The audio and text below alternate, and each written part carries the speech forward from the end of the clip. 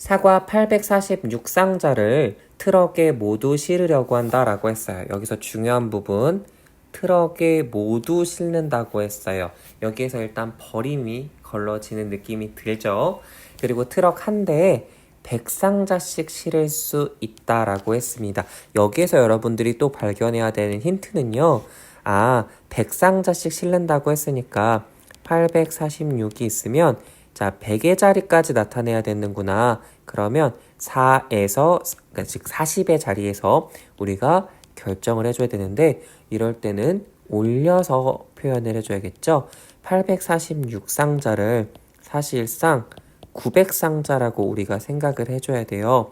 그리고 이 900상자를 100상자씩 싣는다라고 하면은 총 9대가 필요하겠죠.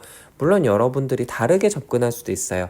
846상자를 보았을 때 트럭에 꽉꽉 채울 수 있는 거는 800상자.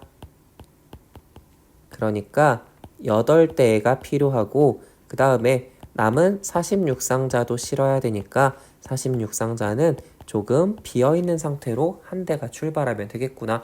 그렇더라도 트럭은 9대 필요하게 되는 거죠.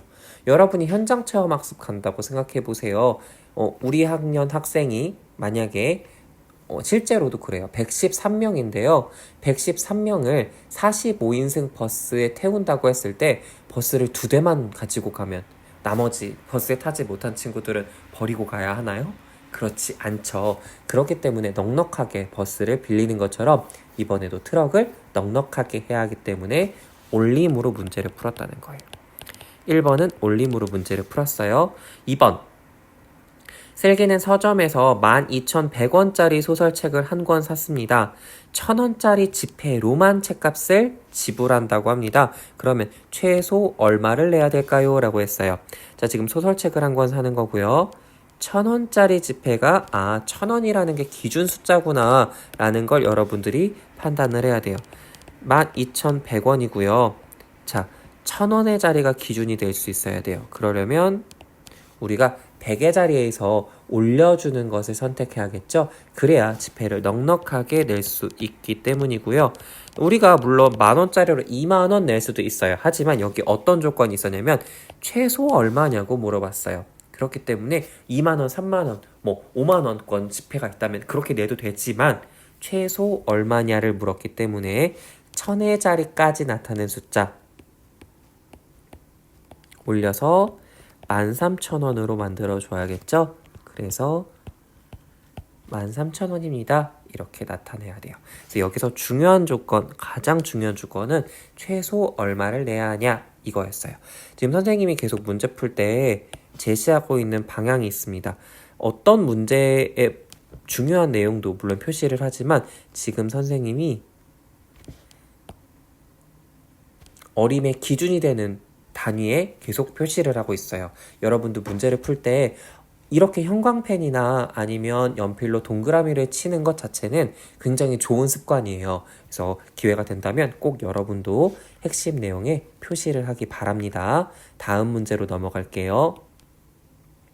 3번 문제예요. 공장에서 과자를 2,416봉지 만들었다고 합니다. 한 상자에 10봉지씩 담아서 판매를 한다고 합니다. 과자는 최대 몇 상자까지 팔 수 있나요? 라고 했는데요.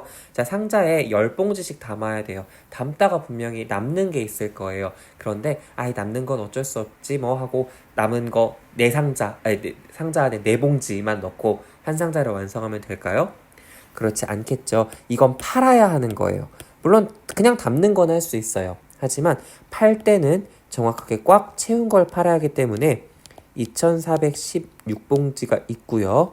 한 상자에 10봉지씩 담는다고 했으니까 우리는 10의 자리까지 나타내 주어야 합니다. 그러면 이 6을 어떻게 해야 할까요? 그렇습니다.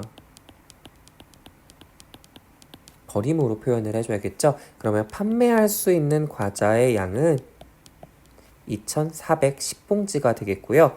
이 2,410봉지를 한 상자에 10봉지씩 담기로 했으니까 241 상자까지 팔 수 있겠죠. 아, 아깝게 6봉지는 버리는 거예요? 진짜 뭐 쓰레기통에 버리거나 이런 게 아니라 판매를 하지 못할 뿐 오늘 생산한 양이 이만큼이었고 내일 생산한 양에 덧붙여서 판매를 할 거니까 그 부분은 걱정하지 않아도 될 것 같아요. 4번 문제예요. 연순의 모든 친구들이 이번에는 멀리뛰기 기록을 나타냈대요. 멀리뛰기 기록을 나타낸 표현인데요.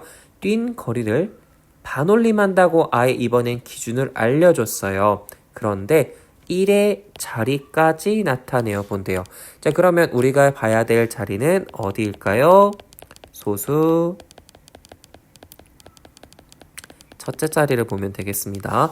우리 수학책에도 비슷한 문제 풀어봤어요. 선생님은 소수 첫째 자리를 다 표시를 해두고 비교를 해볼게요.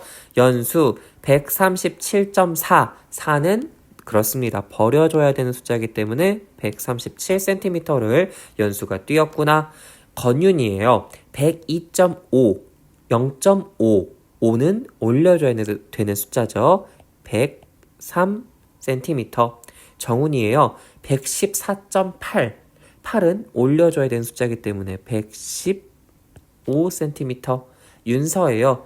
122.2, 자 0.2, 2는 버려줘야겠죠? 122만 남습니다. 자, 이렇게 여러분들이 판단할 수 있어요. 참고로 여러분 이런 숫자인 경우도 있을 수 있어요. 건윤이 기록을 선생님 살짝 바꿔볼게요. 109.5 이렇게 나와 있을 때 여러분들이 똑같이 올림을 해준다면 109에 1을 더하니까 110으로 이렇게 받아 올림도 역시 똑같이 나타날 수 있다는 거 선생님이 그냥 한 번 더 짚고 넘어가 보도록 하겠습니다. 5번 문제로 넘어가 볼게요. 5번 문제는 어림하는 방법이 다른 한 친구를 찾아 이름을 써보라고 했어요. 우선 슬기와 연수와 준기의 어림 방법을 한번 찾아보도록 하겠습니다. 책을 10권 읽을 때마다 독서 붙임딱지를 한 장 받는다라고 했어요. 10권에 한 장이에요. 나는 72권을 읽었으니까 7장을 받을 수 있어. 자, 슬기 같은 경우에는 지금 어떤 방법을 선택한 거예요? 그렇습니다. 버림을 선택했죠. 2장은 아직 완성할 수가 없어요. 아니, 2권은 아직 한 장으로 만들어질 수가 없어요. 그러니까 이미 다 10의 단위를 채운 70권만 인정받는다라는 의미로 해석하면 되겠죠. 연수예요. 생선 62마리를 10마리씩 묶어서 팔면 60마리를 팔 수 있겠대요. 자, 그야말로 판매를 해야 하는 거기 때문에 판매의 가치가 있는 60마리만 판매하고 2마리는 우선 판매하지 않겠다. 버림의 방식으로 어림을 한 거예요. 그러면 이미 답은 나왔지만 준기도 한번 볼게요. 36.8kg의 내 몸무게를 1kg 단위로 가까운 쪽의 눈금을 읽었대요. 자, 우리 처음 반올림에 대한 개념을 배울 때 수직선 표시했던 거 기억나죠? 준기는 반올림을 했네요. 그래서 이거는 여러분들이 만약에 이런 내용이 없다면 올림이랑 또 헷갈릴 수 있겠지만 지금 1kg 단위로 가까운 쪽이라는 말이 들어갔어요. 그래서 반올림을 설명하는 표현 중에 이런 표현도 쓸 수 있구나. 꼭 같이 기억해줘야겠죠? 정답은 준기입니다. 마지막 6번 문제 해결해 보도록 하겠습니다. 6번 문제예요. 3가지 물건을 사는데 필요한 금액을 어림했습니다. 세 친구가 어림한 방법 중에서 누구의 방법이 가장 적절한지 알아보라고 했어요. 자, 일단 3가지 물건을 사는데 필요한 금액이고요. 세 친구가 각각 어림한 방법이 서로 달라요. 그럼 한번 정리를 해보기 전에 준기 것부터 한번 볼게요. 준기는 12,800원은 12,000원으로, 9,900원을 9,000원으로, 7,400원은 7,000원으로 어림해서 28,000원으로 어림을 했네요. 자, 이럴 때 우리 준기가 선택한 방법은 버림이죠. 다 버렸어요. 100의 자리는 다 내려버린 거죠. 자, 이렇게 어림한 준기고요. 슬기. 자, 12,800원은 13,000원이 됐고요. 9,900원은 만원이 됐어요. 그런데 7,400원은 7,000원으로 해서 어림을 한 거 보니까 지금 슬기는 어떤 방법을 선택했냐면 반올림을 선택했어요. 800원, 900원 같은 숫자는 올렸고요. 400원은 버렸죠. 반올림을 선택했고요. 지혜는요. 자, 12,800원은 13,000원으로, 그 9,900원은 만원으로, 그 다음에 7,400원은 8,000원으로 어림했어요. 자, 지금 지혜는 다 올림으로 표현했죠. 자, 그러면 과연 누가 정확한 정답이었을지 우리가 구하는 방법은요. 진짜 더해보면 돼요. 12,800원 더하기 9,900원 더하기 7,400원을 해보면 알 수 있겠죠? 자, 먼저 앞에 있는 두 숫자부터 더해보도록 하겠습니다. 800원, 900원 더하면 1,700원이죠. 자, 1,000원 올려주도록 하겠습니다. 자, 2,000원, 그 다음에 9,000원, 1,000원 올려준 거 다 계산을 해주면 자, 만원짜리 한 번 더 올라가고 22,700원입니다. 22,700원에 7,400원도 한 번 더 해볼게요. 자, 받아올림 선생님 계속 해주고 있어요. 1, 2, 7 더하면 10이죠. 자, 그러면 31,100원입니다. 자, 31,100원을 우리가 계산할 수 있는 지금 숫자를 제시한 사람. 준기는 일단 28,000원 가지고는 살 수 없어요. 슬기 3만원 가지고 못 사요. 하지만 지혜가 어림한 31,000원으로는 살 수 있어요. 자, 누가 제일 적절하게 이야기를 했다? 지혜가 가장 적절하게 어림을 했다. 따라서 여러분들이 물건을 구입하거나 이럴 때는 조금 넉넉하게 올려서 계산해 주는 게 지금처럼 편안하다는 거 알 수 있겠죠? 우리가 어림을 잘못된 단위로 어림하면 이렇게 문제가 생길 수 있습니다. 같이 한번 기억해 두도록 할게요. 우리 20쪽 잠깐만 보고 마치도록 할게요. 20쪽도 한번 넘어가 보세요. 선생님이 그동안은 이렇게 마지막 만화 부분을 굳이 여러분과 함께 다루지 않았는데요. 이건 실생활과 굉장히 많이 연결되어 있는 택배 문제이기 때문에 함께 풀어보려고 하는데요. 자, 상자를 결정하는 과정이에요. 그런데 물건의 가로, 세로, 높이가 이렇게 나와 있는데요.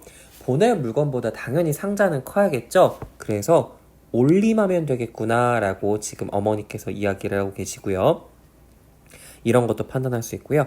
그 다음에 보낼 때 요금에 대한 부분이에요. 5kg 이하냐 아니면 초과냐. 자, 급간이 이렇게 정해진다는 거 알 수 있죠. 자, 그럼 8kg일 땐 과연 얼마인지 알아보겠습니다. 자, 8kg이 속하는 범위가 과연 어디일까 보면요. 5kg 초과 10kg 이하 안에 들어가겠죠. 따라서 요금은 얼마? 7,500원을 지불해야겠죠. 자, 여러분들이 지금 이번 단원에 배운 내용들 중에 중요한 부분들이 여기 20쪽에 들어있어서 함께 다뤄보았고요. 여러분들이 이 단원의 공부 되돌아보기도 함께 스스로 체크해보기 바랍니다. 여러분 모두 수고 많았고요. 이제 단원 마무리 활동으로 돌아오도록 하겠습니다. 여러분 수고 많았습니다.